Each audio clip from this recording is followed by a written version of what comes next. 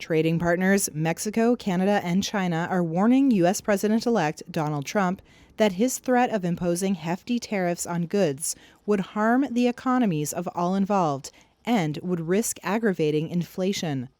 Trump made a surprise announcement on Monday for a 25% tariff on imports from Canada and Mexico, as well as an additional 10% levy on Chinese goods until they clamped down on drugs like fentanyl and migrants crossing the border.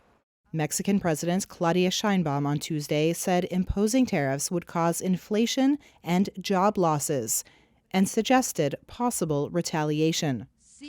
In a letter to Trump, she said, quote, "To one tariff will come another and so on, until we put our common businesses at risk."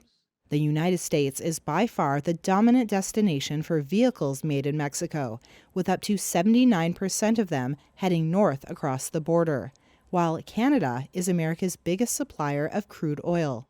Canadian Prime Minister Justin Trudeau said he had a good call with Trump on Monday night.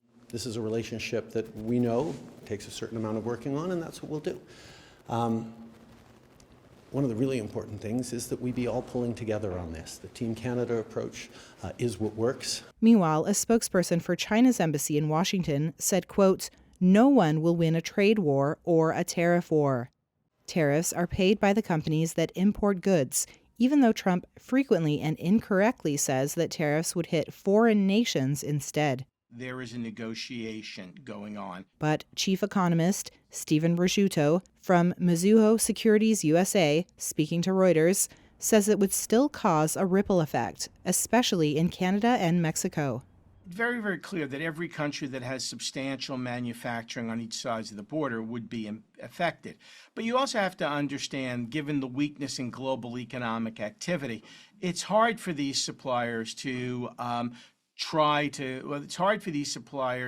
not absorb some of the cost. Tariffs could violate the USMCA agreement, a trade deal Canada, Mexico, and the U.S. signed in 2020 during Trump's first administration.